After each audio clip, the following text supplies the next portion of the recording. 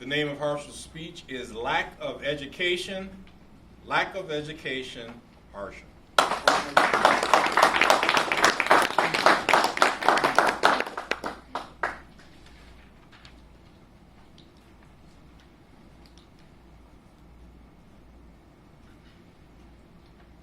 Every morning, you wake up, enjoy the entire day, get all the privileges of life, and then sleep at night, peacefully. Now tell me, how many of you had even a single thought about those who cannot enjoy as much as you do? How many of you thought about those who work day and night and are barely surviving? Those who have one or luckily 2 meals a day? Those people who are living in crisis while all of you are complaining that school is about to start. For them, school is a privilege. Some cannot afford schools, some do not have the time because they must work, and some go to schools which have poor standards. Without basic primary and secondary education, these children are at a risk of poor health and poverty. The children cannot make an educated decision when they grow up and end up having poor health. They also do not have the skills to have a good paying job and struggle for money throughout their lives. Would you believe if I told you that many parents who live in a poor condition consider education as a waste of time? Rather, they send their children to work and earn money. Then there are parents who know the importance but cannot send their children to schools because of financial issues. They're born poor and cannot get good education. Without good education, how will they get a decent job? And therefore, they end up living in poverty. It becomes a vicious cycle for them, and it gets very difficult to break out of it. But we can help them. We can get them out of this cycle. We can support their education. We are educated enough and need to pass on this education to those who are not. I'm sure that a few of you or your parents donate to a cause.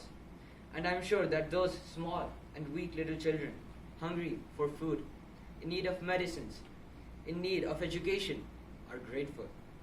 By helping them, you also give them hope to a better future. Even by donating to organizations, big or small, who focus on education, you can help eradicate health problems and poverty at the same time. These children look up to us, and by ignoring them, we risk them becoming illiterate, and some may even become criminals. I bring forth this issue today because I have seen this personally. I lived for almost 10 years in India, and I have seen children in huge numbers working day and night at malls, construction sites, houses, local shops, even though some aspire to study. The struggle for necessities such as food, water, shelter, and clothing. I always felt for them, and I wanted to help these children in whatever way I can. I feel privileged that I, along with my parents, was able to associate with Chance Foundation. It is a Minneapolis-based organization and supports the education of over 500 kids. I am glad that I can share my feelings and raise awareness in front of you all. Today, I encourage each one of you to reach out to these children all over the world and help them in whatever way you can. It is as easy as typing a smile in front of Amazon.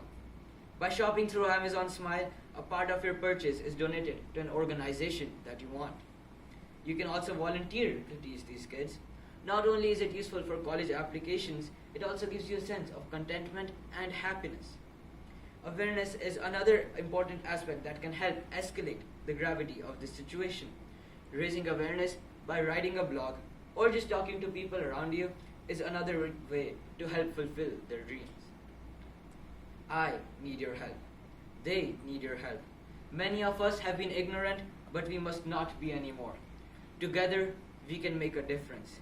They are out there with open arms. All we have to do is grab one.